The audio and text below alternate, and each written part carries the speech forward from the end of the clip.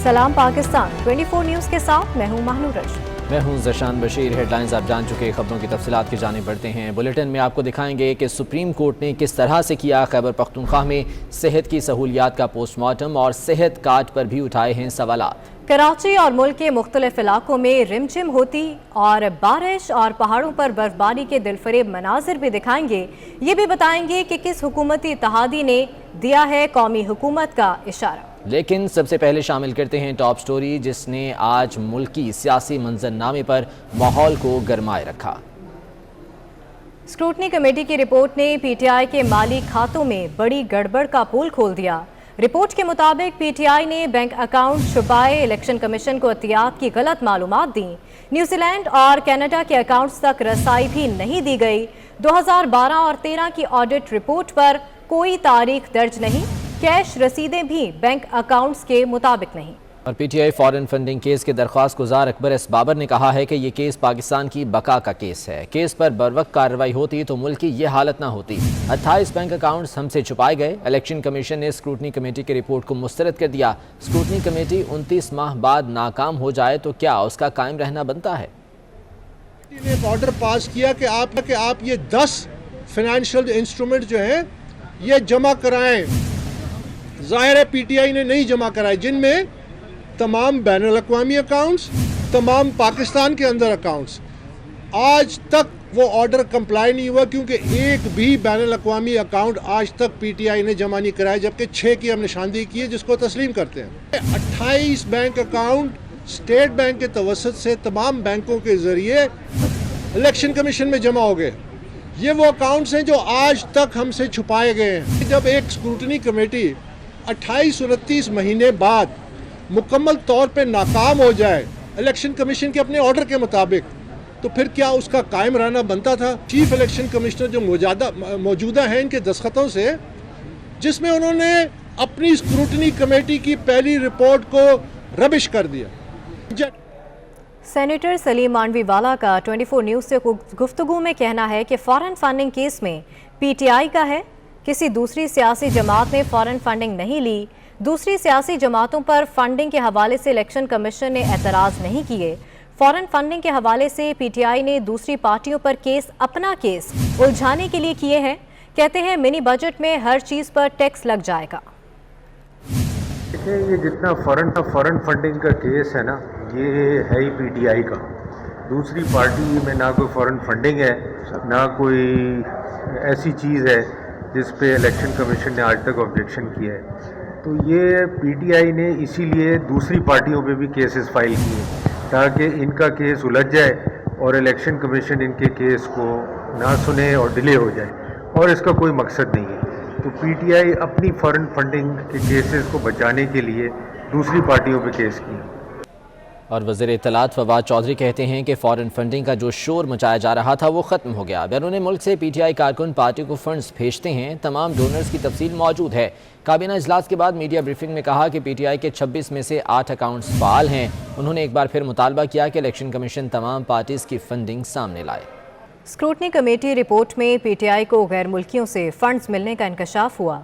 Report के मुताबिक PTI की अमेरिका में फंड रेजिंग के लिए 2 कंपनियां रजिस्टर्ड हैं। पीटीआई एलएलसी को 47 गैर मुल्कियों से $25,000 से ज़ायद और 119 कंपनियों से $61,000 मिले। मज़ीद जानेंगे, उस्मान खान हमारे साथ मौजूद हैं। उस्मान, बताएगा रिपोर्ट में मज़ीद क्या कहा गया है?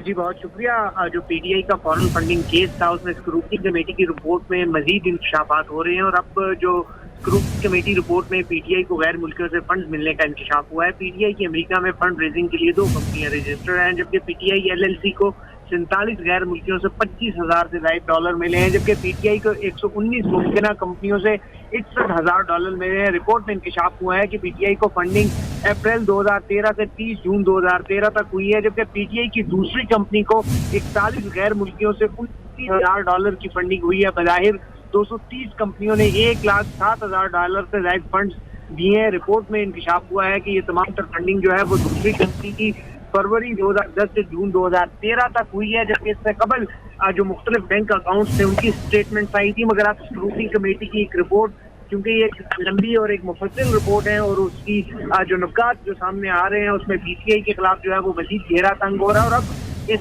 कमेटी के जो कुछ नुकात सामने हैं उसके मुताबिक पीटीआई को गैर मुल्की फंडिंग भी मिल रही थी। जी ठीक है, बहुत शुक्रिया उस्मान खान, आप हमें तफसीलन आगाह कर रहे थे।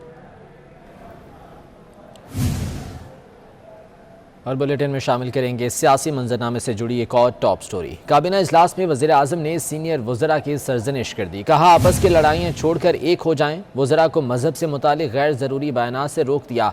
कहा बस मार्च तक मुश्किलात हैं, अप्रैल खुशखबरी का महीना होगा। वज़ीर आज़म ने एक बार फिर शहबाज शरीफ को अपना टारगेट करार दिया। काबीना इजलास की अंदरूनी कहानी जान लेते हैं। अवैस कयानी हमारे साथ मौजूद हैं। अवैस, क्या मामलात ज़ेर बहस आए इस इजलास में? जी बिल्कुल, एक मरतबा फिर सीनियर वज़ीर की जो है वो सरजनिश हुई है। वज़ीर आज़म ने मज़हब से मुतल्लिक जो बयानात, जो गैर ज़रूरी बयानात हैं वो देने से रोक दिया है। वज़ीर आज़म ने कहा है कि जो मज़हब के हवाले से और इंतशार पर मबनी जो बयानात हैं वो कोई भी ना दे। उसके साथ जो है वज़ीर आज़म इमरान खान ने कहा है कि हमें इस्लामी क़ुव्वतों को साथ लेकर चलना है। तालिबान के मामलात पर भी तफसीली जो है बहस रही, मुशावरत रही। और उसके साथ जो है लीगल टीम के हवाले से बताएं कि जो शहबाज शरीफ है उनका हदफ है वज़ीर आज़म इमरान खान का। लीगल टीम से कल भी और आज भी जो वकला जो हैं उनकी टीमों से वज़ीर आज़म की मुलाकात जारी रही। उसके साथ जो कैबिनेट में दीगर अमूर पर भी बात हुई, लेकिन जो पंजाब का जो करिकुलम जो है उस पर कुछ वज़रा के जो है वो तहफ़्फ़ुज़ात आए हैं। मदरसों में जो अपॉइंटमेंट्स हो रही हैं टीचरों की, उस पर एतराज़ात आए हैं, जिस पर शफ़क़त महमूद को हिदायत की गई वज़ीर आज़म की तरफ से कि वो फिलफौर जो है वो दूर किए जाएँ। वज़ीर आज़म इमरान खान ने एक मरतबा फिर मार्च तक का जो महीने को जो है वो कह दिया है कि मुश्किल तरीन महीने, अप्रैल में जो है वो खुशखबरियाँ मिलेंगी। लेकिन वज़रा को कहा है कि सब वज़रा आपस की लड़ाइयाँ छोड़ दें, एक हो जाएँ, मिलकर दिफा करें। और इसके साथ जो गैर ज़रूरी बयानात से जो है वज़ीर आज़म इमरान खान ने वज़रा को रोक दिया है। बहुत शुक्रिया अवैस कयानी तफसीलात के लिए। अगले 3 माह इंतहाई अहम हैं, कुछ भी आर पार हो सकता है। सदरुद्दीन शाह राशिदी ने साफ साफ बता दिया। कहते हैं मरदमशुमारी से पहले आम इंतखाबात मुमकिन नहीं। उन्होंने कहा कि कौमी मफाद में नेशनल हुकूमत बन सकती है। बल्दियाती बिल पर MKM, PTI और फंक्शनल लीग तजावीज़ देंगी। गुजारिश ये मैं ज़रूर करूँगा कि इतना जल्दी इलेक्शन अगर आप या हम सोच रहे हैं तो वो मुमकिन नहीं है, क्योंकि हम लोगों को सेंसस की तरफ भी जाना होगा, तो मुमकिन नहीं है। हो सकता है नेशनल इंटरेस्ट में नेशनल गवर्नमेंट हो सकता है बन सके, बाकी अर्ली इलेक्शन मैं नहीं समझता हूँ। ऑल्टरनेट हुकूमत को निकालना है इसका कि आया वो स्टेट बैंक को वायसराय देना चाहता है या अपने मातहत रखना चाहता है, क्योंकि जब आप किसी से पैसा लेते हो इंटरेस्ट पे तो इंटरेस्ट देना मस्ट है।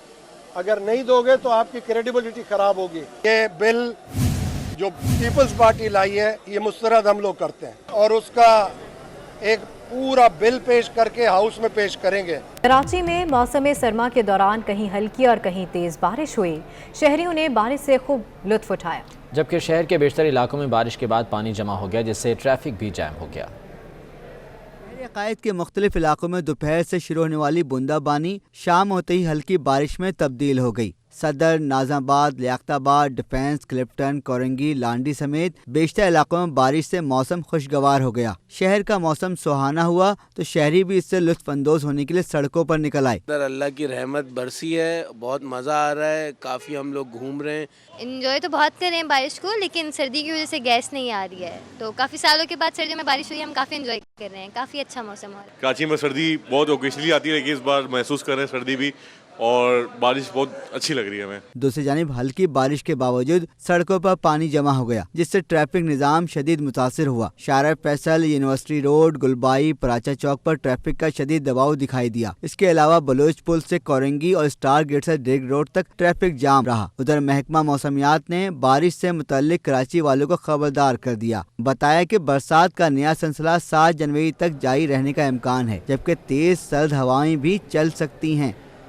तो कराची के मुख्तलिफ इलाकों में बारिश से मौसम खुशगवार हो गया है। सर्दी की शिद्दत भी बढ़ गई है। इस्लामाबाद और रावलपिंडी में भी रिमझिम का सिलसिला जारी है और यहाँ पर भी सर्दी की शिद्दत में इजाफा हो गया है। क्या सूरत हाल है मौसम की, जान लेते हैं अपने नुमाइंदगान से। कराची से हमें आगाह करेंगे राहिल बेग, लाहौर से महर अली अकबर हमारे साथ मौजूद हैं और इस्लामाबाद से वकास अजीम हमें अपडेट करेंगे। पहले कराची का रुख कर लेते हैं। राहिल, बताइएगा कराची में मौसम कैसा है, बारिश का सिलसिला क्या अब भी जारी है और महकमे मौसमियात का क्या कहना है? جی بالکل، کراچی کا موسم آج خاصا خوشگوار ہے. دن بھر گھنے بادل چھائے رہے اور دوپہر سے اب تک وقفے سے بارش کا سلسلہ جاری ہے. شہر کے مختلف علاقوں میں کہیں تیز تو کہیں ہلکی بارش ہوتی رہی اور آج سب سے زیادہ بارش لانڈھی میں ریکارڈ کی گئی جو کہ 5.5 ملی لیٹر تھی. جبکہ محکمہ موسمیات نے جو پیش گوئی کی ہے اس کے مطابق کراچی میں 7 جنوری تک بادل خوب جم کر برسیں گے، جبکہ 5 جنوری تک وقفے سے بارش کا سلسلہ جاری رہے گا. پھر 6 تاریخ سے نیا سلسلہ شروع ہوگا جو 6 اور 7 کی دوپہر تک بارش کا یہ سلسلہ جاری رہے گا. بارش کے بعد ہی موسم خاصا خوشگوار ہو گیا ہے، جبکہ محکمہ موسمیات نے ایک اور پیش گوئی کی ہے اور اس میں یہ اندیہ دیا ہے کہ ہو سکتا ہے کہ کراچی میں اس بار پھر اولے پڑیں، اور اولے پڑنے کی بھی پیش گوئی کی ہے جس میں 20 سے 30% تک چانسز ہیں کہ کراچی شہر میں تیز ہواؤں کے ساتھ اور موسم کا درجہ حرارت کم ہونے کی وجہ سے اولے بھی پڑ سکتے ہیں. اگر کراچی میں اس بار اولے پڑتے ہیں تو اس سے پہلے یہ اولے 2017 میں دسمبر کی بارش میں ہی کراچی میں اولے برسے تھے، مگر ایک بار پھر پیش گوئی کی گئی ہے اور کراچی میں اس وقت موسم خاصا خوشگوار ہے. اور محکمہ موسمیات کی جو مزید پیش گوئی کی گئی ہے اس میں جو درجہ حرارت ہے 1 ڈیجٹ تک بھی جا سکتا ہے. ٹھیک ہے، تو بارش کا سلسلہ ابھی جاری رہے گا. راہیل ساتھ ہی موجود رہے گا. لاہور کی بات کر لیتے ہیں، مہر علی اکبر ہمارے ساتھ موجود ہیں. علی بتائے گا لاہور کا موسم اس وقت کیسا ہے اور محکمہ موسمیات کی جانب سے کیا کوئی نوید سنائی گئی ہے بارش کی؟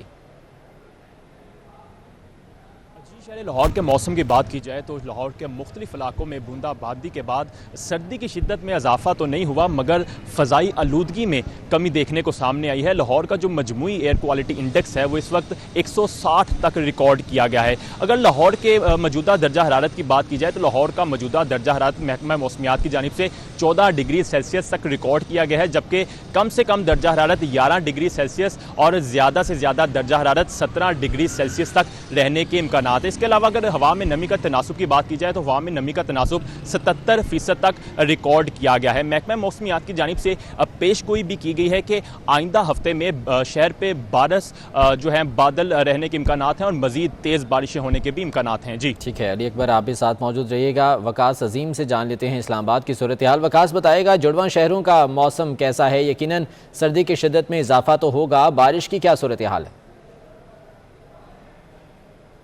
جی بالکل، وفاقی دارالحکومت اسلام آباد اور راول پنڈی سمیت خطہ پوٹھوہار میں اس وقت بارش کا جو سلسلہ ہے وہ رک چکا ہے اور یہ جو بارش ہے وہ کل رات سے شروع ہوئی تھی اور آج پورا دن وقفے سے اسلام آباد اور راول پنڈی سمیت جو ملحقہ علاقے ہیں یہاں پر بارش ہوتی رہی ہے. اور محکمہ موسمیات کا بھی یہ کہنا ہے کہ اب جو دوسرا جو سپیل ہے وہ آج رات 4-5 بجے سے شروع ہوگا اور یہ جو بارش ہے اگلے 5-6 روز تک مزید جاری رہے گی. بارش ہونے سے اسلام آباد میں جو ہے وہ درجہ حرارت کراچی اور لاہور کی نسبت کافی زیادہ جو ہے وہ ٹھنڈا ہو چکا ہے یہاں کا موسم. اور اسلام آباد کے جو شہری ہیں وہ اس موسم سے لطف اندوز ہو رہے ہیں کیونکہ کافی دیر سے اسلام آباد کے شہری اس بارش کا انتظار کر رہے تھے. جیسے ہی بارش ہوئی ہے تو انہوں نے آج ہم نے دیکھا ہے کہ پورا دن اسلام آباد کے جو شہری ہیں وہ اس موسم سے لطف اندوز ہونے کے لیے خاص طور پر فش پارٹیز کرتے رہے ہیں. مختلف ہوٹلز پر کافی زیادہ رش رہا ہے اور خاص طور پر سموسے پکوڑوں کی جو دکانیں ہیں وہاں پر بھی بہت زیادہ رش دکھائی دیا ہے.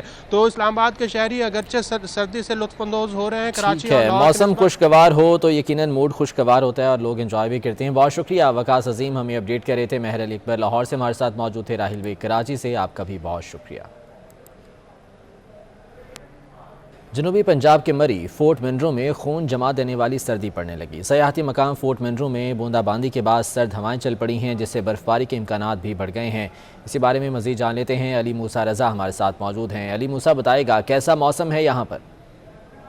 منرو میں انتہائی خون جما دینے والی سردی آ چکی ہے. یہاں پر یہ صورتحال ہے کہ فورٹ منرو میں جو سیاح سیر و تفریح کرنے کے لیے آ جائے ہوئے تھے وہ سردی کی شدت کی وجہ سے اب اپنے ریسٹورنٹ میں جا چکے ہیں.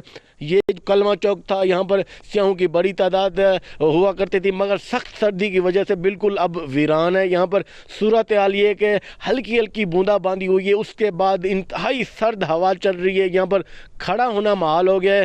ہلکی بوندا باندی اور یہ جو سرد ہوا چل رہی ہے یہ برف باری کی بھی پیشین گوئی جو ہے وہ لاتی ہے کیونکہ برف باری کے امکانات بھی بتائے جا رہے ہیں. ٹھنڈی ٹھار ہوا چل رہی ہے، برف باری کے امکانات جو ہیں وہ بڑھتے جا رہے ہیں. جی اور اب بلیٹن میں شامل کرتے ہیں پنجاب میں تعلیم کے شعبے کی حالت زار سے جڑی خبر۔ پنجاب کے سرکاری اسکولوں میں طلبہ پر حکومتی اخراجات پڑوسی ملک بھارت سے بھی کم نکلے۔ عالمی اداروں کی رپورٹ کے مطابق پنجاب حکومت سرکاری اسکولوں میں فی طالب علم ماہانہ $19 خرچ کر رہی ہے۔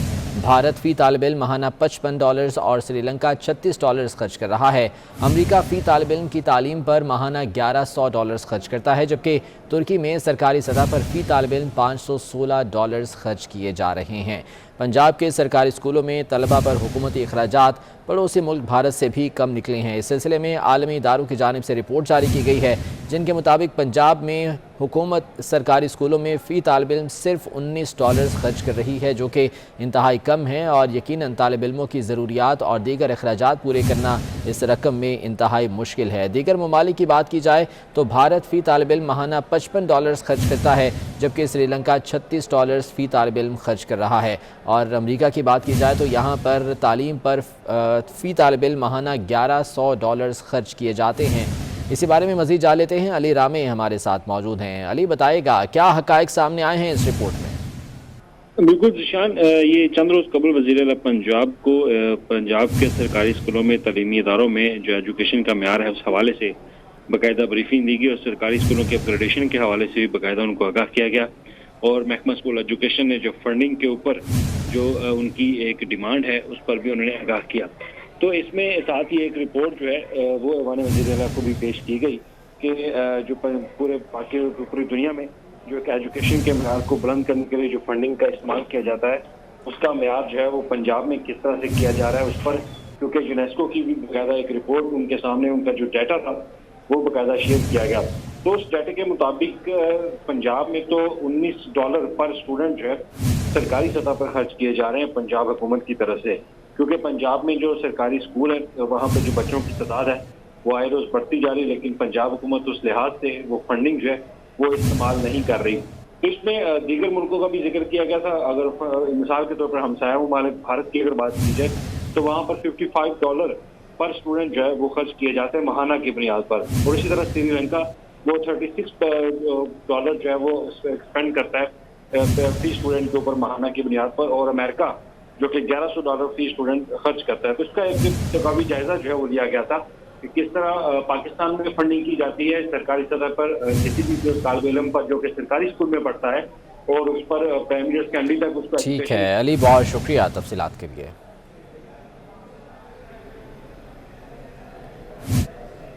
سپریم کورٹ نے کراچی میں مدینہ مسجد کو مسمار کرنے سے روکنے کی سزا مسترد کر دی۔ اٹارنی جنرل نے حکومت کی جانب سے مسجد کی تعمیر کے لیے دوسری جگہ دینے تک مدینہ مسجد نہ گرانے کی استدعا کی تو چیف جسٹس گلزار احمد نے کہا پارک سے تجاوزات گرانے کا حکم واپس نہیں ہوگا۔ عدالت نے سندھ حکومت سے 3 ہفتے میں رپورٹ بھی طلب کر لی ہے۔ خیبر پختونخوا میں کوئی کام نہیں ہو رہا، ہسپتالوں میں ایکس رے مشین کام کرتی ہے، نہ آکسیجن کا نظام، اربوں روپے جا کہاں رہے ہیں۔ چیف جسٹس نے بریسٹ کینسر سے متعلق کیس کی سماعت کے دوران خیبر پختونخوا میں صحت کی سہولیات کا پوسٹ مارٹم کر دیا۔ کہا اوپر سے لے کر نیچے تک لوگ سفارش پر بھرتی کیے گئے ہیں۔ صحت کارڈ پر ریمارکس میں کہا کہ صحت کارڈز کا کوئی طریقہ کار تو ہوگا کہ کس کس کو دیں گے۔ آپ نے 5-6 ارب مختص کر دیے ہوں گے تاکہ لوگ اس میں سے پیسہ کھاتے رہیں۔ سپریم کورٹ میں بریسٹ کینسر کے بڑھتے کیسز سے متعلق آسکود notice case chief justice Gulzar Ahmed کی سربراہی میں 3 رکنی بینچ نے سماعت کی۔ ایڈوکیٹ جنرل کے پی نے کہا کہ خیبر پختونخوا حکومت نے بریسٹ کینسر کی مشینری اور علاج کے لیے 3 ارب روپے مختص کیے ہیں۔ منصوبے کا PC-1 تیار کر لیا گیا ہے۔ چیف جسٹس گلزار احمد نے کہا آپ صرف PC-1 ہی بناتے رہتے ہیں، عمل درآمد کوئی نہیں ہوتا۔ جسٹس جمال خان مندوخیل نے کہا کہ اصل مسئلہ انسانی وسائل کا ہے، کروڑوں کی مشینری لا کر رکھ دی جاتی ہے، استعمال کوئی نہیں جانتا۔ جب تک اسپتالوں کا سیٹ اپ بنائیں گے تب تک لوگ مرتے رہیں گے۔ صوبہ بلوچستان میں ایک بھی انکالوجسٹ نہیں ہے۔ دوران سماعت ایڈوکیٹ جنرل کے پی نے کہا کہ خیبر پختونخوا حکومت نے صحت کارڈ کا اجرا شروع کیا ہے، ہر شہری کو 10 لاکھ روپے تک علاج کرانے کی سہولت ہے۔ چیف جسٹس پاکستان نے برہمی کا اظہار کرتے ہوئے کہا کہ 5-6 ارب روپے اس لیے مختص کر دیے گئے ہوں گے تاکہ لوگ اس میں سے پیسہ کھا سکیں۔ چیف جسٹس نے کہا خیبر پختونخوا کے گورنمنٹ سیکٹر میں تو کوئی کام ہو ہی نہیں رہا، سرکاری ہسپتالوں میں نہ کوئی ایکس رے مشین کام کرتی ہے اور نہ آکسیجن کا نظام ہے۔ کے پی حکومت کے اربوں روپے جا کہاں رہے ہیں؟ ہسپتالوں میں ٹاپ سے لے کر نیچے تک لوگ سفارش پر بھرتی کیے گئے ہیں۔ جسٹس جمال خان مندوخیل نے کہا بلوچستان کا ہیلتھ بجٹ کہاں جاتا ہے، آج تک کوئی اوپن ہارٹ سرجری نہیں ہوئی۔ عدالت نے کیس کی سماعت 1 ہفتے کے لیے ملتوی کر دی۔ امانت کشکوری 24 نیوز اسلام آباد۔